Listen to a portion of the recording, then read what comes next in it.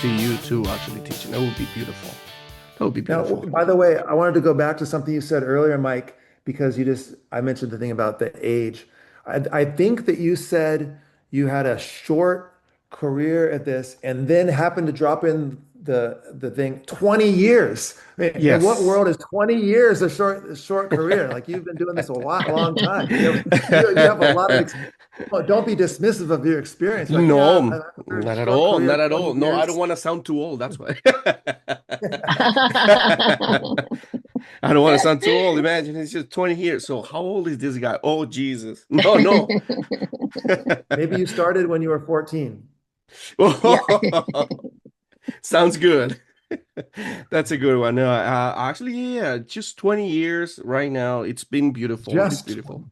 Just 20 years. Yeah. I want to get more. I mean, I will be happy if I can actually get 40. I will be really happy. I've actually learned a lot through different teachers, just like you two actually right now, hearing you guys talking about this. Tisha, you were pretty much like you were you were really actually doing a little bit of what Dave was doing. So Dave was your inspiration. I also had that. I also had one teacher who was like that to me, and I learned a lot Mhm. from him, and I'm really happy with it. So I just hear you too, and I'm like, I'm so happy. So yeah, so 20 years, I think still I'm still young. I still need to learn a lot more. And I'm learning even right now. And I love what I don't we do. all? Don't we all need to learn more, right? So Mhm. I think there's 100%. so much more to learn. Yeah. And I think I know just 1% maybe. It feels too little, 20 years. It Yeah. Mhm. feels, yeah, in terms of knowledge maybe, or I want to learn, or maybe I'm too exaggerated with myself, like, oh no, no, no, I need to learn more, more, more, Mhm. more. That's why.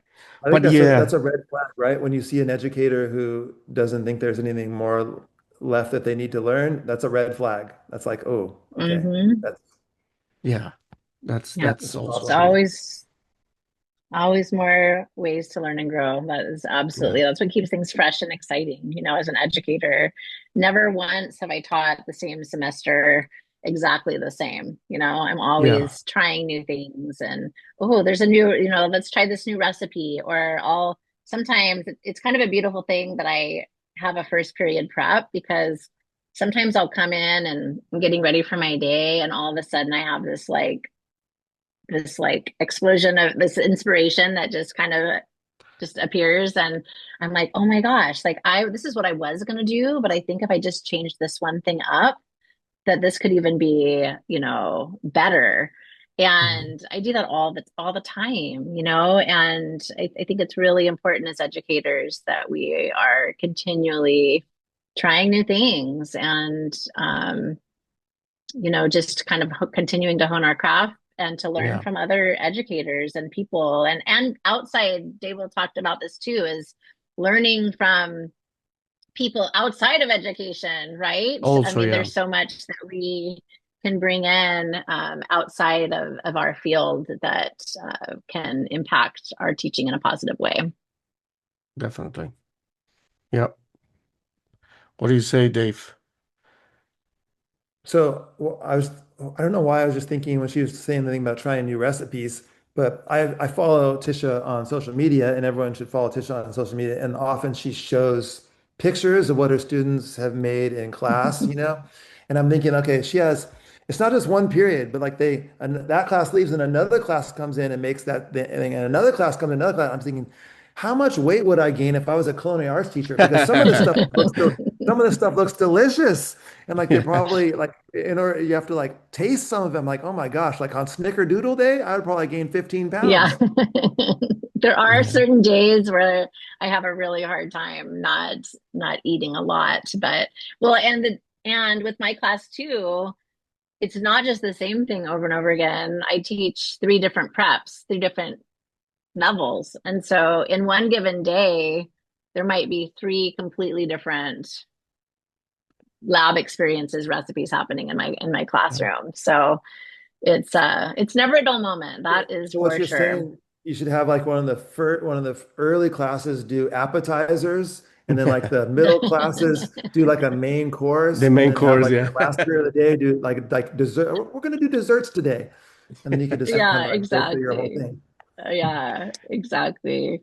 It's funny though, if you spend too long like on either sweet or savory, the kids are like, when are we gonna do something sweet? And if you spend, when are we gonna do something savory? So you have to keep changing it up. So I don't know that that would work long term, but I like the idea for me. I don't know why I'm still hungry right now. Jesus. All right.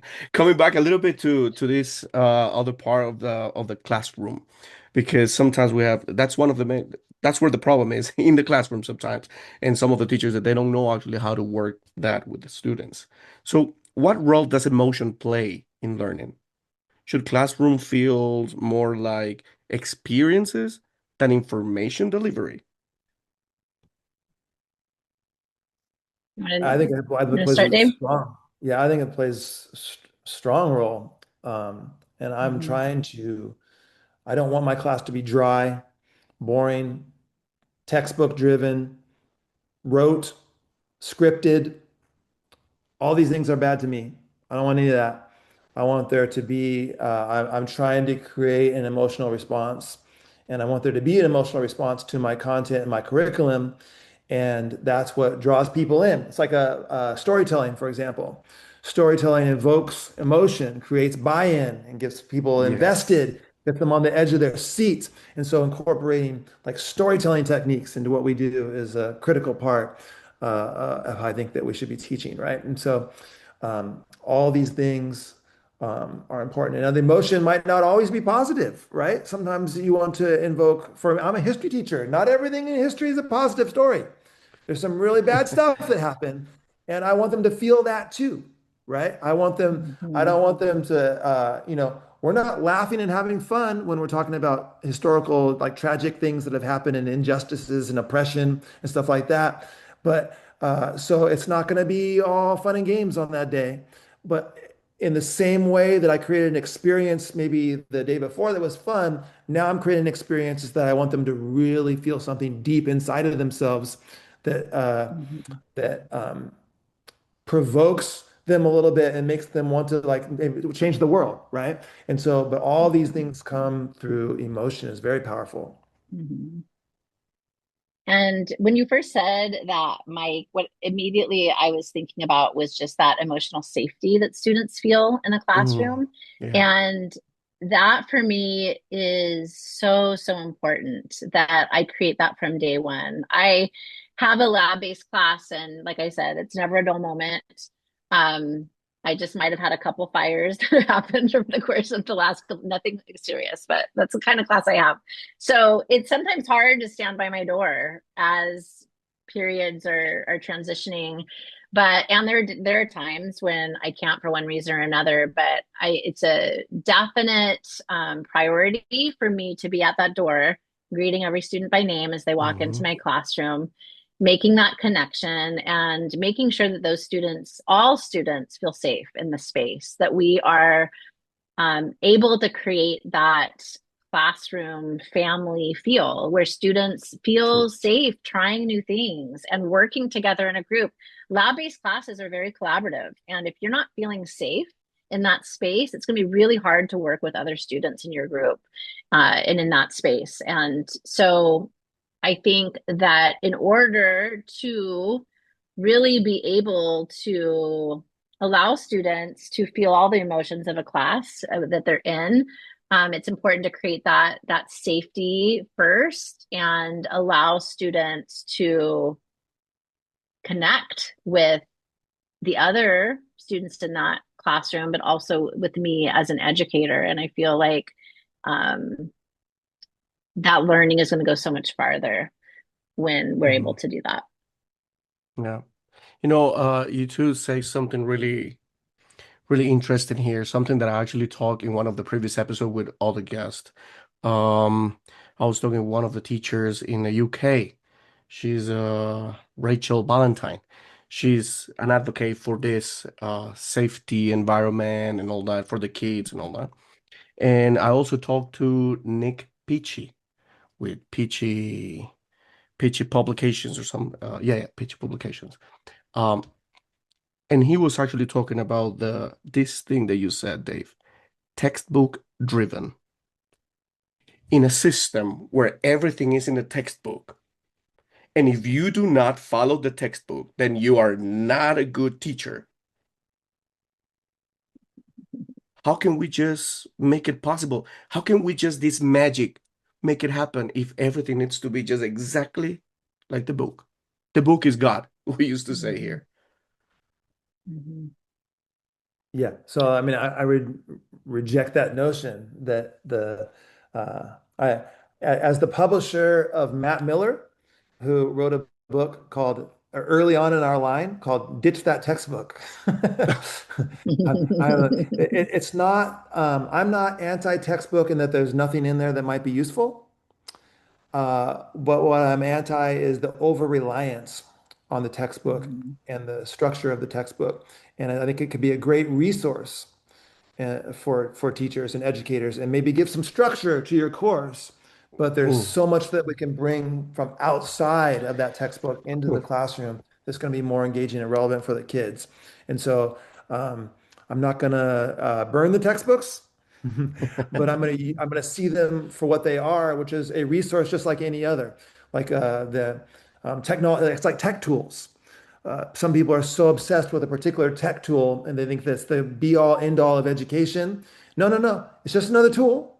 And maybe it's the best Mhm. tool for this lesson. Like maybe the textbook is best today. Maybe what's in the textbook is wonderful, has some Mm. great, as a history teacher, maybe it has some great primary sources and some pictures of what, and different things Mm. that I want the kids to see. But that tool is good today, but tomorrow maybe it's not the best tool, and I want the best tool. Um, Bruce Lee. I wrote about Bruce Lee, the martial artist, famous martial Yeah. artist, in my book, and how he grew up in a very structured form of kung fu called Wing Chun Kung Fu, right? Hmm. Very, everything was very scripted, and you learned everything in a certain order and these routines and sequences, right? And then he broke away from that, creating his own martial arts style. And his own martial arts style, Jeet Kune Do, was basically this. He said that I want to take the best of everything based on one factor, one criteria.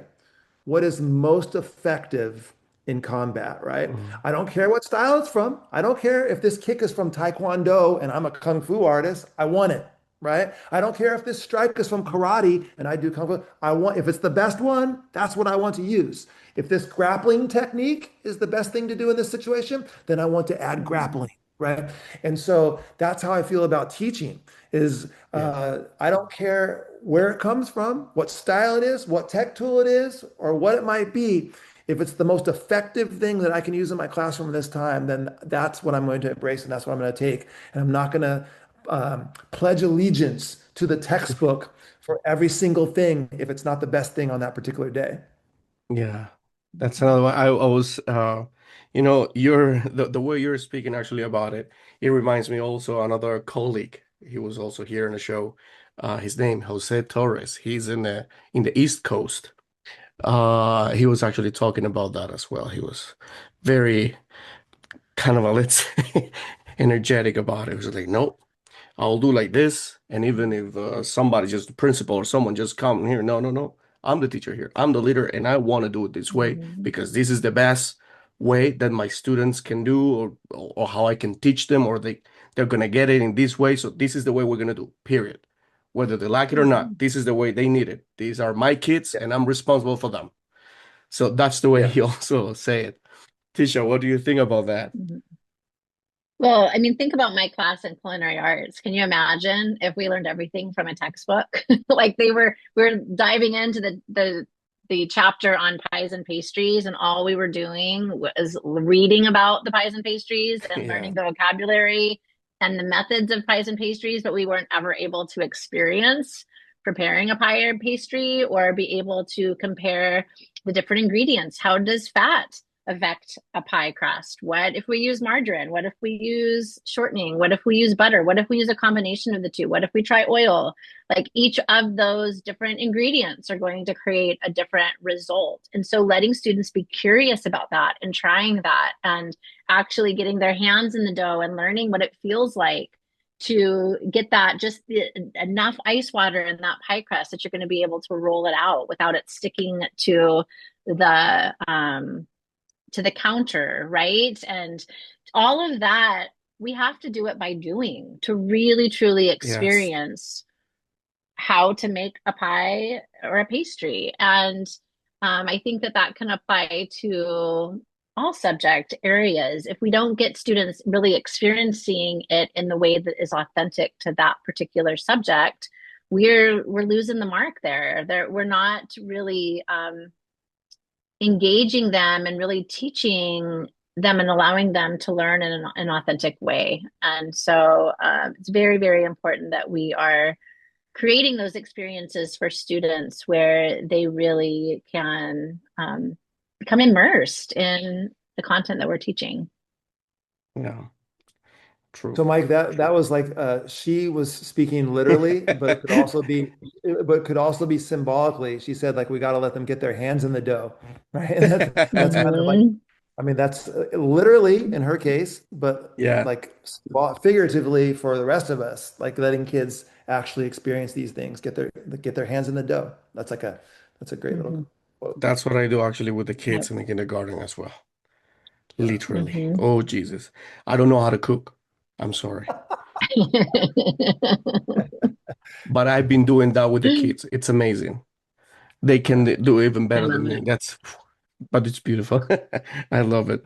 So, well, I've been actually writing down a couple of phrases that you've been actually saying. I think it's really, really interesting. I'm gonna just put them. I'm just gonna quote them, and I'm just gonna make the quotes. And I'm gonna post them on all social media because they're really interesting, and I think everybody needs to learn. These are very deep. Now, we have this situation with the teachers. We have a little bit of the students, how to be better. But now we have something that it's totally new now, AI. Mhm. What do we do there? Should we use it as a tool, Mhm. something extra, or should we just take everything out and just keep doing it a different way? What do you suggest here? Mhm. Technology. Well, yeah, go ahead, Dave. I was just going to say, I think that we are very much in alignment on this because we've discussed this together before. That I think that as from the teacher standpoint of it, AI is one of the best brainstormers in the world. It's a great Mhm. resource to use. I mean, you have a colleague who is willing to discuss creative ideas and brainstorm with you, who never ever gets tired of the conversation Mhm. because and so that's a dream. Like, oh my God, I could talk to someone about creative ideas and possibilities for my classroom, and they're just at the end of it gonna like be happy to keep going. Like, this is Yeah. incredible. Usually I Mhm. wear people out with this kind of stuff, right? And so AI as a brainstormer for teachers, I think is a powerful thing. And I know that's one of the ways that Tisha uses it, right?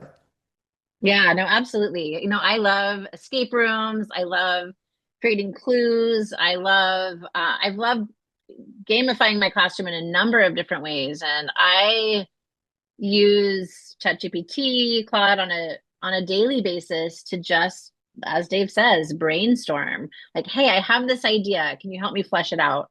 And it's never like they give me a response and I'm like, okay, I'm just going to copy that and do exactly that. Like I am, but I'm having that conversation.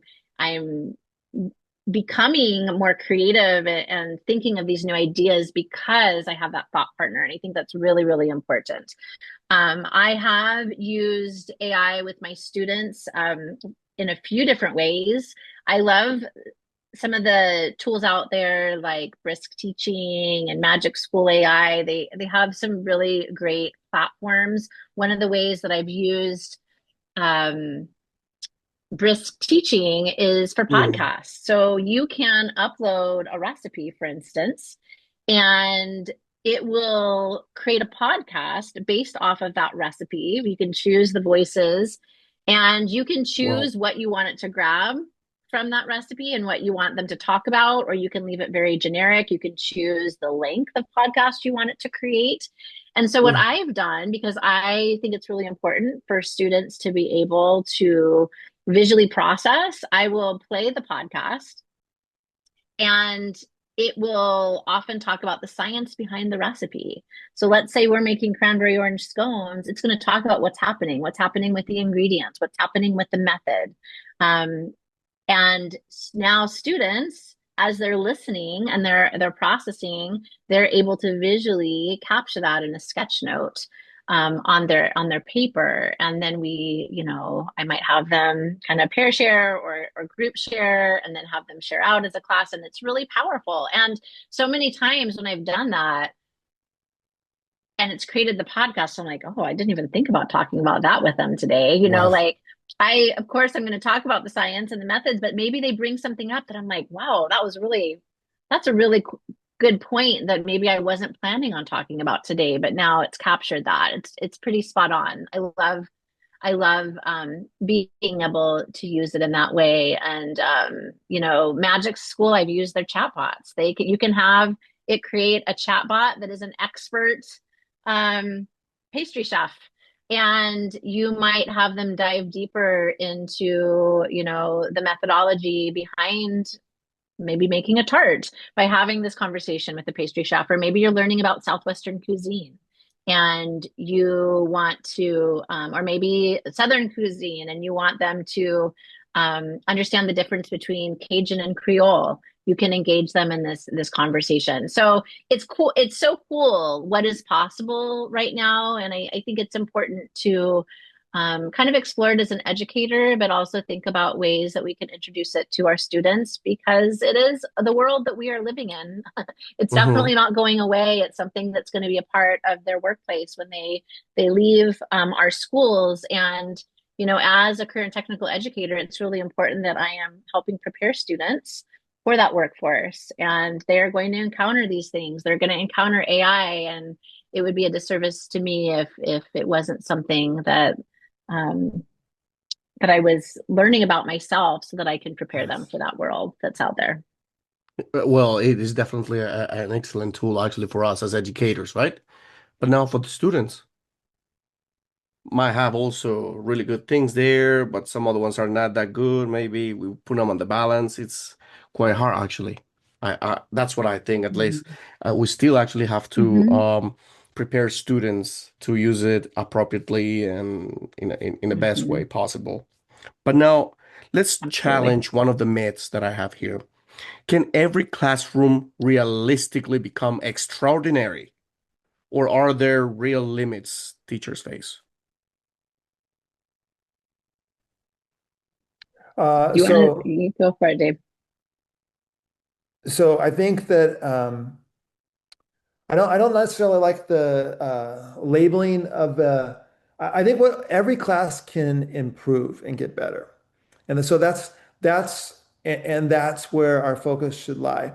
And that actually is something that I said in the book, is that these ideas will not bring you 100% engagement from 100% of your students on 100% of the days. In fact, if that's what you define success as, what you have done is you've created a rubric for yourself that will guarantee you a lifetime and a career of disappointment. It is Mhm. not about reaching some level of perfection. What these ideas will Mhm. do will make your class better. It'll make it more engaging. It'll increase and improve your learning outcomes. So it's always looking to get better and improve, but never feeling disappointed that you haven't reached some ultimate level, which doesn't even exist, right? And so Mhm. when a lot of teachers have too much of a perfectionist streak, people that are Yes. drawn into education oftentimes are people that were really good at working the system and jumping through hoops and like things to be orderly and to go well, right? Yeah. And learning is messy, creativity is messy, Mhm. and learning to embrace that messiness and embrace those failures and struggles and seeing that as all part of the great and magical art of teaching. It's not a it's not a bug in the system. It's a feature. It's Yes. important. Hmm. And so, the idea that I'm going to be disappointed in myself because I had a behavior management issue, no, no, no, that's part of this process. Hmm. Yeah, but a new Yeah. teacher, when something goes wrong in the classroom of a new teacher, they think it's them. They think, oh, maybe I'm not cut out for Yeah, this profession. that's Maybe, it. maybe like, I'm not very Hmm. good at this. And an experienced teacher will go like, what are you talking about? Like that still happens to me. Like Yes. I still have problems Hmm. in my classroom. Like you're a first year teacher. You don't think you're gonna have problems in your classroom? Like the last year that you teach before you lock the door and walk and go off into retirement, you're gonna have problems in your classroom. That's True. part of this Yeah. profession. And you have to learn that that's not you. That's Hmm. part of this whole magical thing that we do called teaching. Yeah, absolutely. I did a podcast episode and a blog post just maybe 3 weeks ago. And I had a week where I was like, dang, like I feel like I really, I was concentrating on all of the things that didn't go well, right? Like I was looking at my year and I was reflecting, I'm like, dang, like I wish I would have done this better and I wish I would have done this. And I really had to catch myself and think about I've also done a lot of things great. Like there's actually Yeah. a lot of things that have gone really well. And I've made a lot of great connections with kids. And there's been a lot of really powerful learning. But I think as educators, it's really easy to fall into, man, like, I wish I would have done this better. I wish I would have done this like that teacher across the hall or, Mm. Yeah. in, the room next door. And we have a harder time just really thinking about the things that we have done well, things we've tried that we didn't do the previous year, right? Not all of that is going to have gone, as a smashing success, but we've tried new things and we've learned from those new things. And I think it's really important as educators that of course, we want to reflect on the things that don't go well because we want to refine and we want to be better, but also True. really giving ourselves credit for all of the things that we have done really well and all the growth that has happened. Because I have 6 periods of students, and I will tell you, every single one of those classes have a completely different dynamic happening. You have different personalities, you have different kids. What's going to work in one class is not going to work exactly the same way in another class. And um, it can be messy, and but it's also very rewarding. Oh, definitely. That's a fact. That is a fact. Hmm. Really rewarding. I love it. I love what I do, and I think if I actually have to be born again, I would definitely choose to be a teacher again. I love It's that. beautiful. It's beautiful. Hmm. Well, we're actually just getting to an hour. Oh my goodness. Well, and I have so many things actually to talk about. Anyway, I would like to ask you to help the audience know how they can reach you, how they can communicate Hmm. with you guys, where they can listen to you, because I know you two own a podcast as well, right?